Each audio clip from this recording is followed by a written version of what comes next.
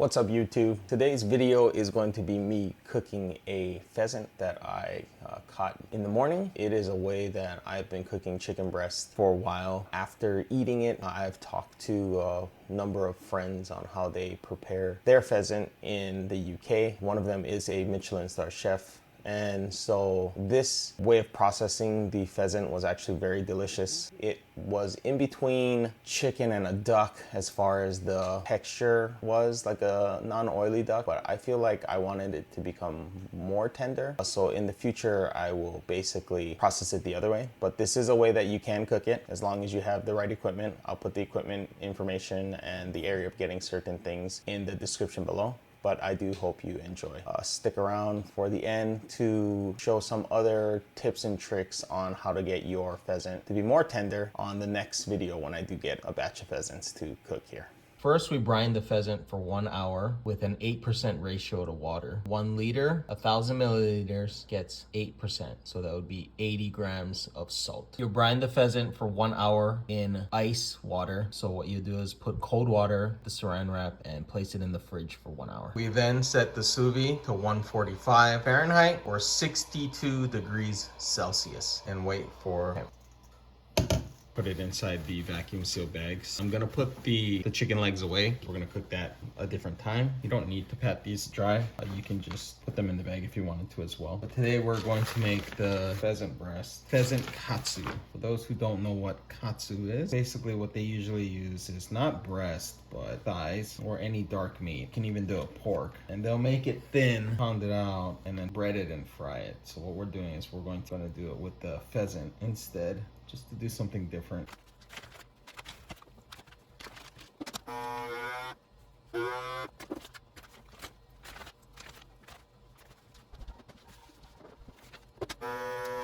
The reason why you're brining it prior, just because it's a lean meat, just like chicken breast, you're going to want to brine it so that way you retain the moisture in the piece itself. And then we're going to put these in for 1 hour.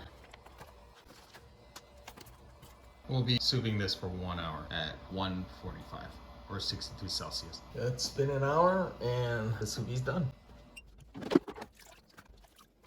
Voila. I'm gonna take them out of the bag and put them on the paper towel so it kind of looks really grainy at the moment. That's how sous vide looks like. So you usually will then pan fry it, give it a good crust. What we're gonna do is we're going to katsu it. So what you want to do now is you want to get 2 eggs.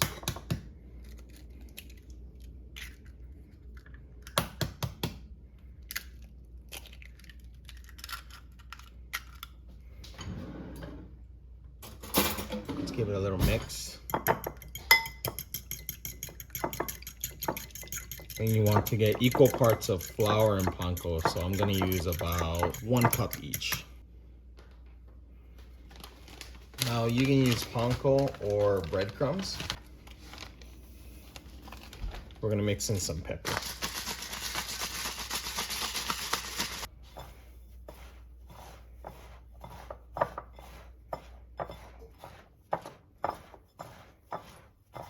Just give it a good mix, get it incorporated together. And then what you're gonna wanna do is, you're gonna do a double batter or a double dip. I would recommend using 1 hand for wet and 1 hand for dry. I'll do it one more time.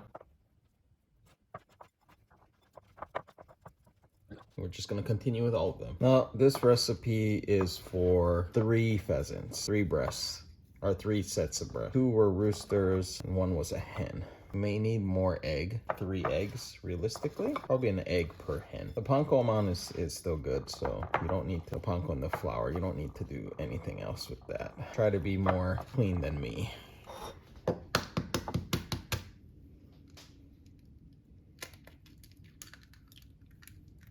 There we go.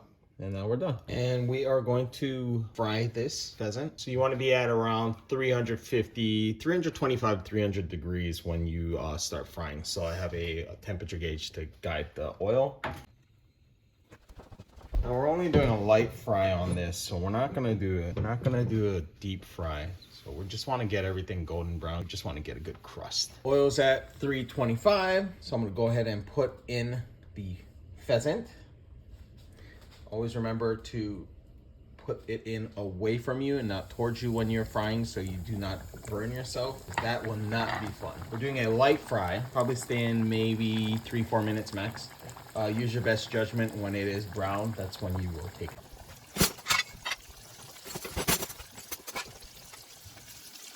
Flip it over. It's almost there. Just want a light golden brown. And then you want to rest it on a plate with paper towel so you can collect the oil. And we're gonna do this for all of the pheasant. You're gonna keep that oil roughly at 325, close as possible. So if you have to either turn up the heat or whatnot, don't put too much oil in your pot because you don't want it to overflow and start a fire. And that's about good right there.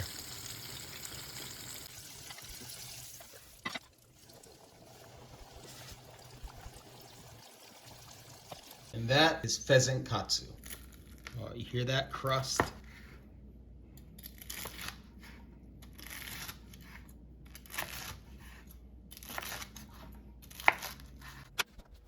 Oh yeah.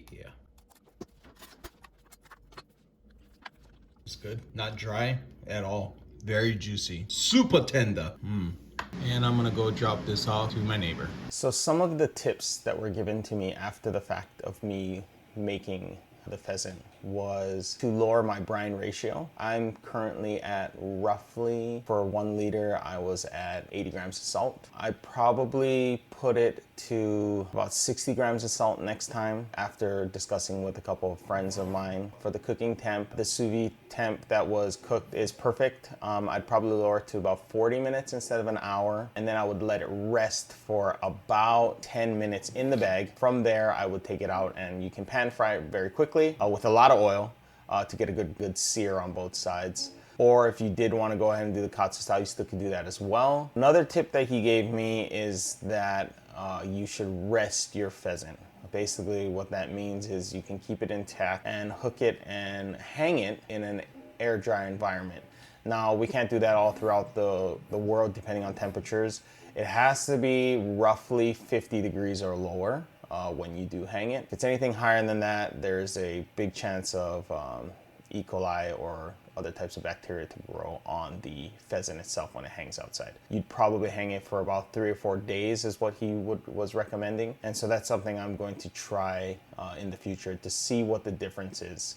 His recommendation is basically like, think of it as dry aged meat, like beef. You're dry aging the pheasant itself. Is it a different flavor? Let me know what you think in the comments below. I would love tips, so the more the merrier. Thanks, appreciate it. Have a nice day. Bye.